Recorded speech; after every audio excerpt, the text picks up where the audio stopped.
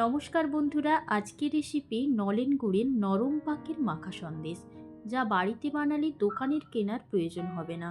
মুখে দিলেই মিলিয়ে যাবে এত সুন্দর এই মাখা সন্দেশ।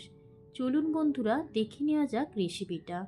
প্রথমে আমি 1 কাপ জল দিয়েছি কড়াইয়ের মধ্যে। এরপরে আমি এখানে 1 লিটার দুধ নিয়েছি, প্যাকেট দুধ নিয়েছি। আপনারা চাইলে গরুর দুধও নিতে পারেন। প্রথমে আমি জলটা দিয়েছিলাম যাতে তলায় না দুধটা লেগে যায়, সেই জন্য। এখন আমি দুধটা একটু গরম হলেই 1 কাপ দুধ আমি তুলে রাখছি। পরে বলছি কেন আমি তুলে রাখছি। এরপরে দুধটা বলক আসা পর্যন্ত আমি অপেক্ষা করব। এখন দুধটা ফুটে গেছে পুরোপুরি। এখানে আমি 6 টেবিল চামচের মতো ভিনিগার দিয়ে দিয়েছি। জল মেশানোর দরকার নেই, ভিনিগারের মধ্যে দিয়ে দিলেই হবে। হালকা হালকা করে ভিনিগারটা দেওয়ার পর নাড়বেন, খুব জোরে জোরে নাড়বেন না। দেখতে পাচ্ছেন একদম ছানা কেটে গেছে, খুব সুন্দর। এরপরে আমি একটা সুতির কাপড়ের মধ্যে ভালোভাবে ছানাটা ছেঁকে নিয়ে এর মধ্যে নর্মাল জল আমি ভালোভাবে ধুয়ে নিচ্ছি ছানাটাকে। তার কারণ যেহেতু এখানে ভিনিগার দেওয়া হয়েছে আর মিষ্টি হবে, সেই জন্য যাতে টক ভাব না থাকে, সেই জন্যই আমি জল দিয়ে ভালো করে ধুয়ে নিলাম ছানাটাকে। এরপরে ভালো করে সুতির কাপড়টাকে ঘুরিয়ে ঘুরিয়ে নিতে হবে যাতে জলটা বেরিয়ে যায় তলা দিয়ে। এখানে ছানাটাকে রেস্টে রাখার কোনো প্রয়োজন নেই, যেহেতু নরম পাকের সন্দেশ হবে, সেই জন্য আমি ছানাটাকে সুতির কাপড় থেকে বের করে নিলাম, দিয়ে হাতের সাহায্যে একটু ভালোভাবে ভেঙে নিচ্ছি।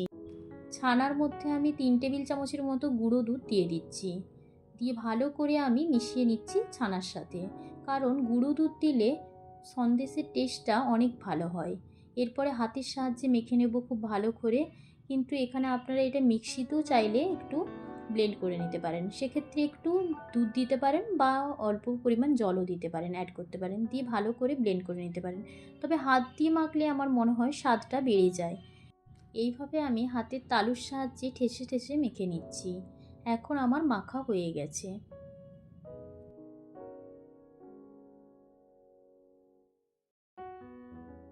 এখানে আমি 100 গ্রাম পাটালি গুড়, খেজুর গুড়ের পাটালি দিয়ে দিয়েছি, দিয়ে ভালো করে মেখে নিচ্ছি। আর যদি ঝোলো গুড় দিতে চান, সেক্ষেত্রে আবার মিক্সিতে ঘুরিয়ে নিতে পারেন ঝোলো গুড় দিয়ে। ঝোলো গুড় দিলে 6 টেবিল চামচের মতোও দিতে পারেন, দিয়ে ওটা মিক্সিতে একটু ছানার সাথে ঘুরিয়ে নিতে পারেন, তাহলে একদম একটু লিকুইডের মতো হয়ে যাবে। এই যে দেখতে পাচ্ছেন আমার পুরোটা এখন মাখা হয়ে গেছে।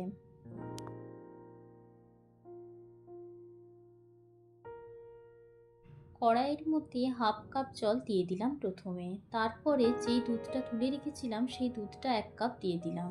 দুধটা একটু হালকা গরম হয়ে গেলে আমাকে দিয়ে দিতে হবে এখানে ছানাটা, যেটা গুড় দিয়ে ভালোভাবে মাখিয়ে রেখেছিলাম। এরপরে ছানাটা দেওয়ার পর মিডিয়াম ফ্লেমেই রাখবেন, দিয়ে এরপরে খুন্তির সাহায্যে খুব ভালোভাবে ঘুরিয়ে যেতে হবে, বারে বারে ঘুরিয়ে যেতে হবে, না হলে তলায় লেগে যেতে পারে। সেই জন্য এইভাবে ঘোরাতে ঘোরাতেই দেখবেন একটু আঠালো ভাব চলে এসেছে। এখন ফুটছে, মিডিয়াম ফ্লেমেই ফুটছে। এরপরে দেখতে পাচ্ছেন একটু আঠালো হয়ে গেছে। এইখানে আমি ঝোলো গুড় দেব, নলেন গুড় 4 টেবিল চামচের মতো এখানে আমি ঝোলো গুড়টা দিয়ে দিলাম। দিয়ে এরপরে আবারও আমি নাড়তে থাকবো, মিডিয়াম ফ্লেমেই নাড়তে থাকতে হবে। দিয়ে খুব বেশিও একদম টাইট করে নেব না, মানে মাঝারি রাখবো, কারণ ঠান্ডা হয়ে গেলেই এটা একটু আঠালো হয়ে যাবে। সেই জন্য মাঝারি রাখবো, যেহেতু নরম পাকের খুব বেশি দরকার নেই একদম টাইট করে নেওয়ার। এখন পুরোপুরি হয়ে গেছে দেখতে পাচ্ছেন। এই সময় আমি গ্যাসটা বন্ধ করে দেবো। এই যে তৈরি হয়ে গেছে মাখা সন্দেশটা। এরপরে একটা জায়গার মধ্যে আমি ঢেলে নেব।